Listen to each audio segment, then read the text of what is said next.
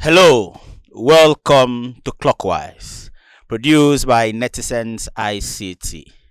Today we'll be embarking on a journey that will take us through the four walls of the classroom. We'll embark on a journey that will take us beyond the classroom. We'll talk about the untold stories, insightful insights, and the unwavering passion that has propelled individual to carve an extraordinary path in this ever-changing world. We will navigate the ever evolving landscape of learning and unravel the boundless possibilities that has transcend beyond the traditional realm of education and career. My name is Providence Essien, and I welcome you again to the Sanctuary of Greatness. Today, I have a very important guest, and you'll meet my guest after this break. Thank you.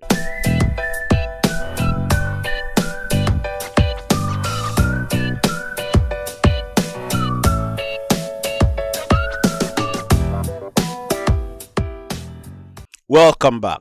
Like I said earlier, today we'll be focusing our conversation on education and career, especially in this 21st century. And it's a privilege of hosting a pathfinder, a social development specialist whose insight has been able to guide countless individuals towards their dreams and career goals. My guest is a beacon of wisdom anytime, any day. Now, without any further ado, I'd like us to give a virtual round of applause as I welcome the hosts of the Y podcast, Imabong, Aima the Great. Welcome. Hi, Providence. Thank you. Thank Welcome. you for the honor of having me here on the Clockwise Mm. podcast. Okay. And I really like what you're doing, what you guys are doing in the Netizens ICT Hub. Beautiful, innovative, way to go. You're setting the pace. Okay. Yeah, thank you for the investment in young minds. Thank you very much. Yeah. It's a real privilege. I know you're a host of a particular podcast, Yeah. and it's a privilege of hosting a host. Thank you. On this program, we actually give our guests opportunity to tell us more about themselves. Apart from the things we've said about you, we'd like to hear directly from you. Give us a little insight about yourself. Excuse me. Mm. In our Quibum space here, I'm popularly known as a social-political analyst.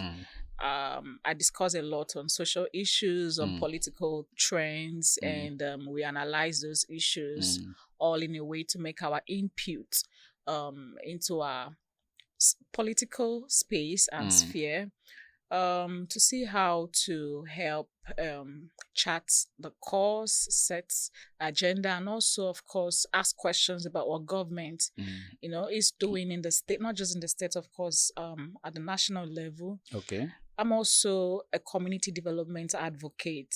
My passion truly is to see our communities develop. My passion is to see young people get out of their way to become great. Okay. My passion is to see us have healthy human beings and healthy communities, a healthy society, because when we have a healthy environment to thrive in, to bring out that which the best of our visions or best visions of who we are, it pushes us to see what we can become, not just as individuals, but as a people, and it trashes mediocrity. I hate mediocrity. And yeah, this is a sanctuary of greatness. When you said that, I really smiled. Yeah. All right. Now, you see, I would like you to actually give us a personal opinion on this particular question. Apart from the normal, generally accepted definition of education, to you, Aima the Great, what can you say education is or education should be based on your personal experience? Wow. Education. First of all, I like to call myself a student of life. Okay.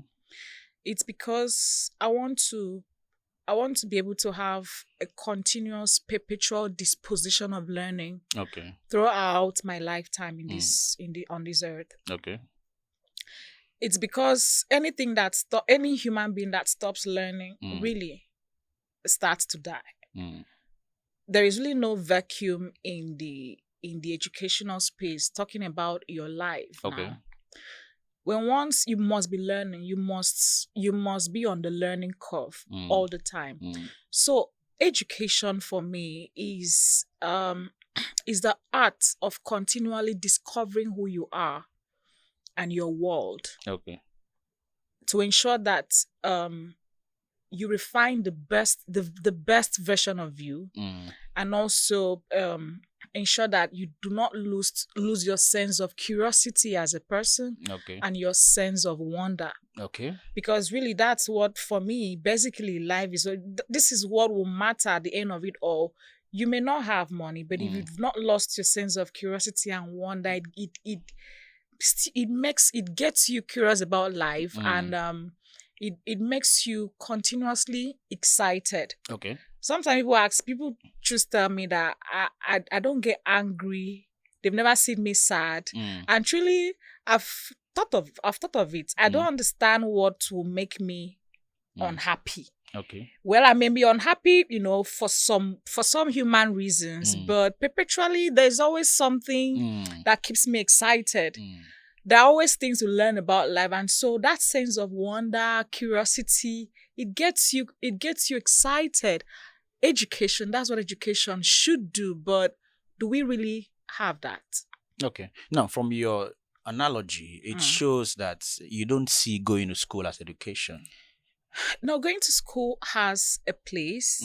As a matter of fact, a school should actually be that platform, that environment that should give you the options of what you can be, and provide necessary tools of helping you chisel out your talents, your all of the things you've been imbued with as a person, to help chisel them, prune you, and get you prepared to become that which you ought to be. But at the basic of education, I mean, at the academic field now, because there's obviously a difference between an education and an academic, right?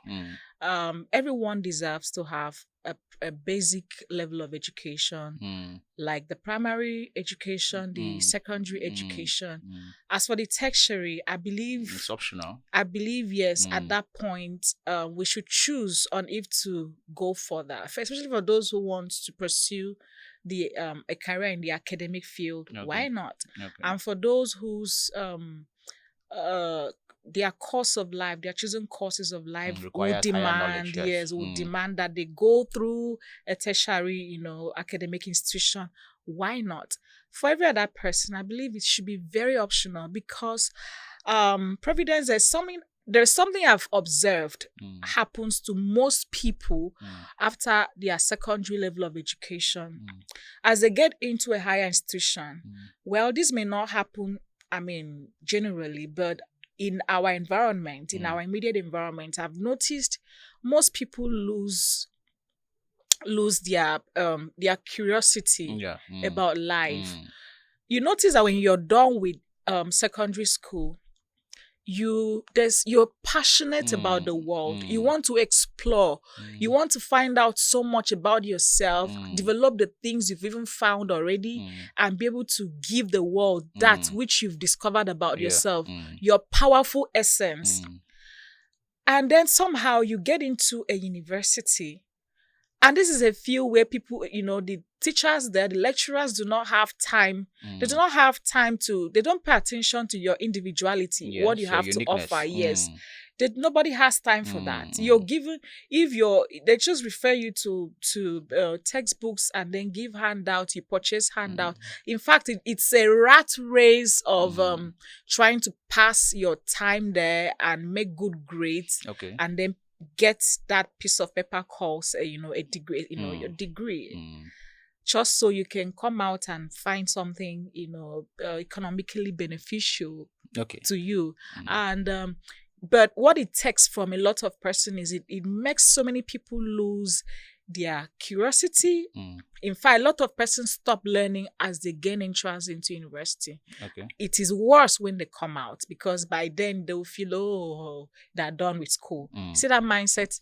I do not like it at all. In fact, I carefully avoid it. That thing of you're done with school. All right. Now, schooling is a lifelong event. Yeah, journey, it's true. yeah. Now, you see, one of the core of this podcast is about technology, because the rapid state at which technology is evolving. So we try to push to ensure that we're at the same pace with the world. I'd like to ask, what's your opinion, your take about the integration, this infusion of technology to education? What's your take on it? In fact, technology is a product of education. It's a product of a mind that has not ceased to wonder. Technology, I like that, of a mind that has not ceased to wonder. Yes. It left for those who just feel going to school, getting degrees, all the degrees of the world, left for them alone, there's a likelihood we will not discover technology. Yes. Because there's a part of the mind, there's a part of the mind that people who just go through the academic systems, the societal educational systems, there's a part of the mind such, and unfortunately that's where majority people fit in. Such people cannot, because at a point it becomes a bit too late for them to develop. There's a creative, we are all creative beings, but unfortunately most people do not develop their creative side because they would have deadened their curiosity and just want to go through the normal routes, normal systems to be able to have food on their table and be fine. But for the creative minds, for the creative beings, for those who know there is more in life, there is more to life, there is more that our environment has to offer. There is a lot of resources, from energies, from the sun, from the wind, from the water, from the earth. There's so much resources that, when converted, can produce a whole lot. Let alone the resources of the mind, what the mind can produce. Okay. Right? So for the creatives, there's no end to what we can discover. And that's where I believe, a streamlined education comes in. The kind of education that specifically deals with developing, either a particular aspect of life. Of course, education is meant to develop different aspects of life. Yeah. So for technology, like I said earlier, it's definitely a product of education, of a creative mind, of someone who has not lost his sense of wonder. And we'll be seeing more of this, especially now that we have many more people see the need, of ICT, of what technology can do. And in fact, as a matter of fact, in few years to come, a lot will be replaced, with technology. And I just wonder if our generation is prepared for it, because, okay. Now, there's something I want you to take note of. You see, due to the complexity of the current state that we are, and should I say, this dynamism in which technology is evolving so fast, if you were to advise, what will you tell, let's say, students or those who want to take a career path? What career path will you advise them? There is no limit to career path. There is no limit to career path. As a matter of fact, you see that word career, we have to start to redefine, because it has a way of boxing people's mindset into one profession. Okay. And we are not, the way we are made, we human beings, the way we are made, all of us have capacity for a wide range of activities, of skills. And so, but there's something career does, it immediately shuts your mind to one profession. And professions, as fine and needful as they've been over time, because you're described by what you do, and when what you do you've become very consistent in it, and that sector of life has been developed, documented. It becomes officially a profession. Yeah.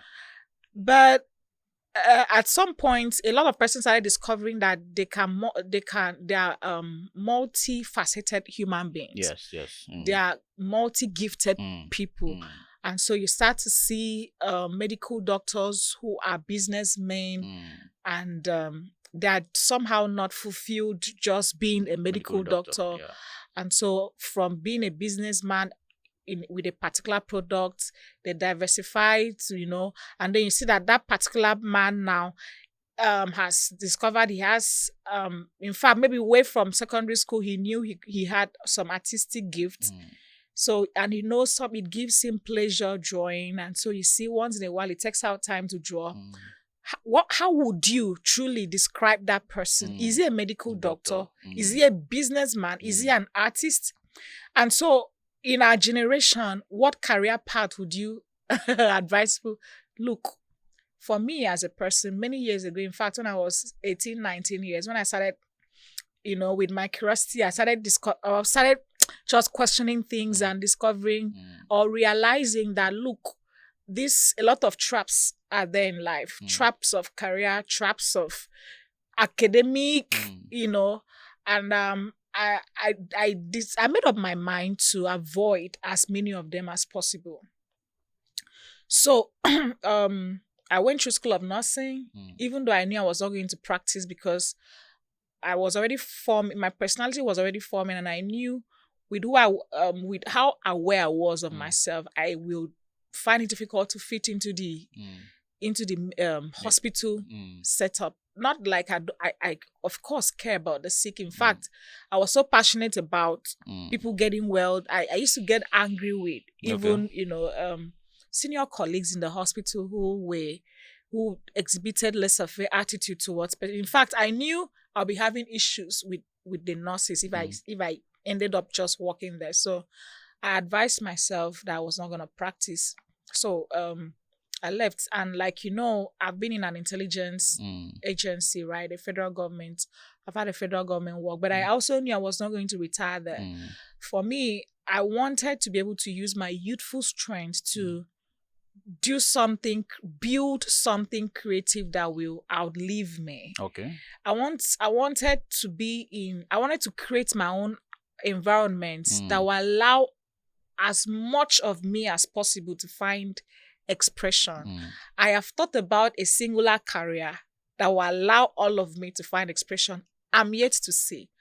So for me, I decided it is best I live in the moment per time and ensure that per time I'm ensuring that the best of me is finding expression. So on the question of which career path would you advise? I believe we should redefine the word career. Okay. We should let young people know that there's so much of greatness in them. Okay. They are embodiments of unimagined greatness. That's which they are made up of. The world is yet to see. And so we are waiting for them to bring out that which they have. Okay. And so our job as netizens, ICT, as IMA, as wherever we are, our job is to ensure that we make our present, immediate environment conducive enough for ourselves and for those younger ones coming after us, to ensure that the best of them, is brought out. And I think that's the essence of life, to ensure that our light so shines bright and we enable others, and by that we give them the validation to be true to themselves. This conversation is becoming so disruptive, and we are going to go deeper once we are back from this break. Take it away. At Netizens, we have built our state-of-the-art, serene and conducive workspace. It is fully equipped with all the facilities to have a comfortable and an amazing work time in our hub. If you need a place to work, handle your business meetings, or take that exams, our workspace offers 24/7 power supply, unlimited access to internet, overnight hours, private space, and business services.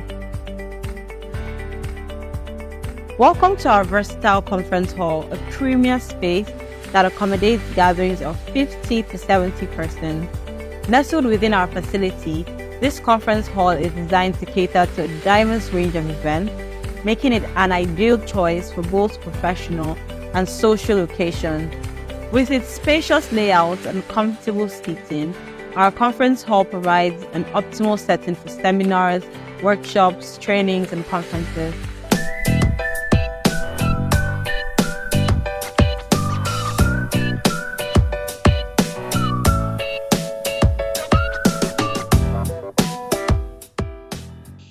Hello, welcome back. Before we continue on this beautiful conversation, don't just watch this video on the Netizens ICT page. You can also like, subscribe, turn on the notification bell, because every week we drop amazing content, and I know you don't want to miss it. Thank you. Welcome back. Thank the you. phenomenal Ima the Great. You see, Thank I've you. actually listened to your program, the Why Podcast. From the trailer, I followed it. I follow a lot of podcasts. I followed yours. I actually followed your last conversation. It was disruptive. It has, should I say, a perception of what we are discussing today. Why the Why Podcast? Oh wow. All right. The theme of the Why Podcast is interrogating the status quo, Okay. asking questions, why we do what we do. Asking, questioning traditions, cultures, Okay. events, or trends, questioning things that are not necessarily productive for us individually and collectively as a people, as a society, and yet we just keep doing them. Why are you doing why do you want to go get a degree? Okay.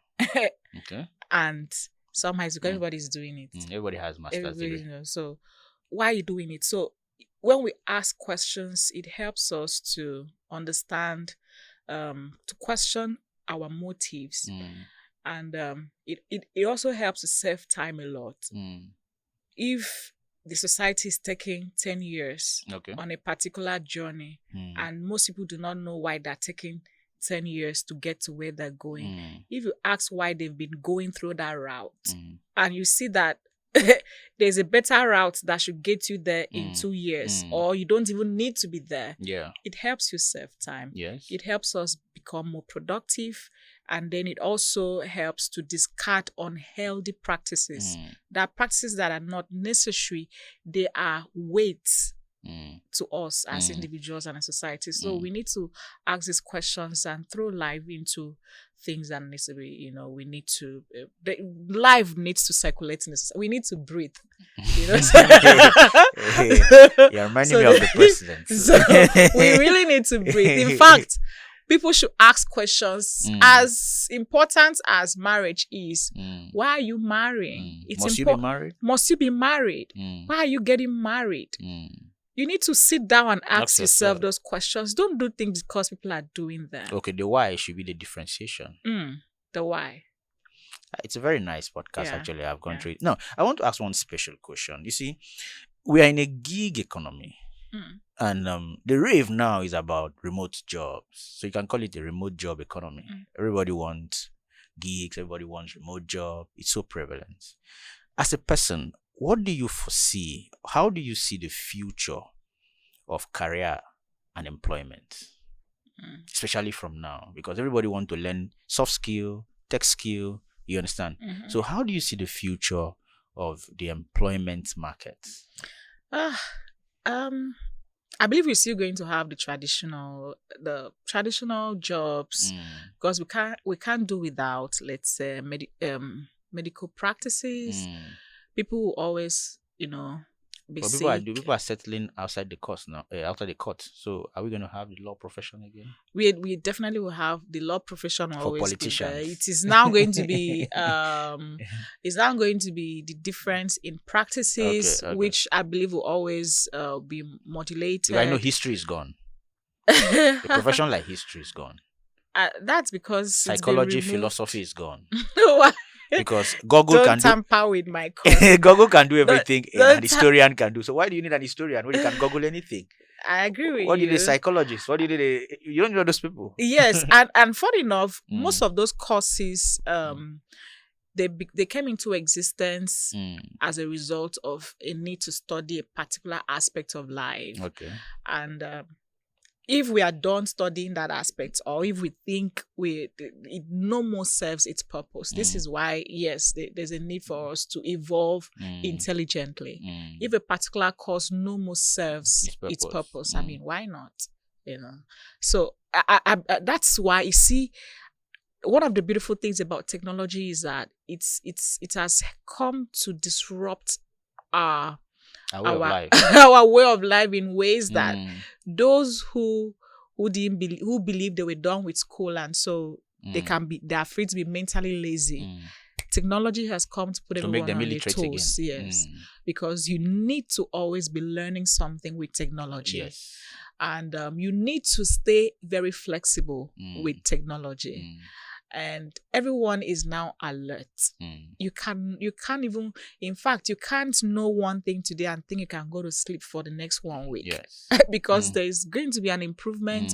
And what you know today, before now, it used to take decades for us to have transitions in eras and dispensations. But now, with technology, the change is so rapid, so fast, that in 6 months, a thing can be outdated. Very well. Instead of the previous times where it could take decades, tens of years. Now, in months, your job can be outdated. And that's why you need to keep learning. That's why the art of staying flexible is a life skill, as basic as cooking, if not more basic. Yeah. But if you see, on this program, we always emphasize that AI is not coming to take your job. But the person that can use AI is coming to take your job. It's just like in those days where you used to have farmers use, should I say, cruel instruments to actually do farming activities. And tractor came in. And the job of 20 people can be done by one person with a tractor. So now, how do you see the future with AI? Most people are afraid of AI. Are you afraid of AI? Afraid, okay. I know you're a podcaster. Somebody said something. At the time is coming where we'll have machines that will do this podcasting. The truth is that AI can never replace the mind of a human. In fact, the AI is a product of the mind. Yeah. It is only people who do not understand the power of their own mind that will be afraid of AI. Yes. Yeah. Because if we have just an iota of knowledge of what our mind can do. Sometimes I just sit down to think about the many things I can do and the fact that I don't even have the time. What is AI?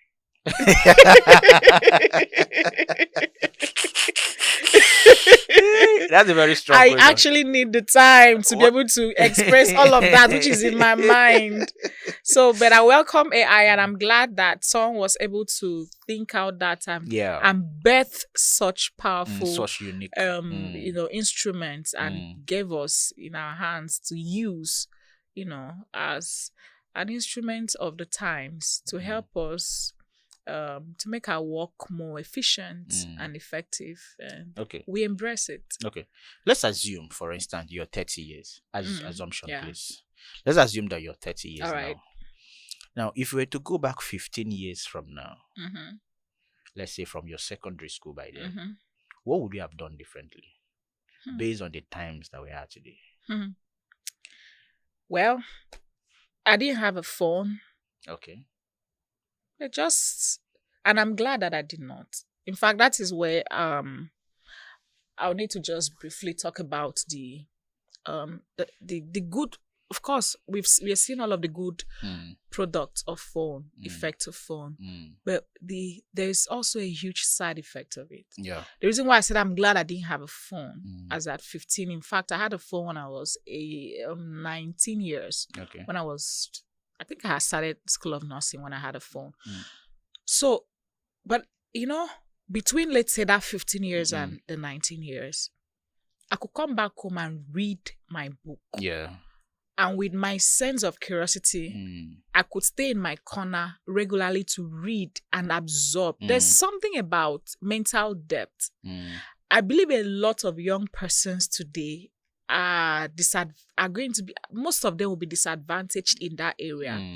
There's so much knowledge, abundance of information, not just in the technological space. Everywhere. It's everywhere. You're bombarded with information. When once you wake up, it is one information to another. And so what it does is it makes a lot of persons have a lot of people to be shallow mentally. So you have abundance of information but lacking in depth. The privilege of our times back then without phone was we had the quality time to sit and read and drill in the thoughts you're meditating on. So if you're meditating on a particular, and then there's some principles of life you cannot do away with. Yeah. The people who invent things are deep thinkers. Yeah. It takes a quality time and consistent quality time, focus to be able to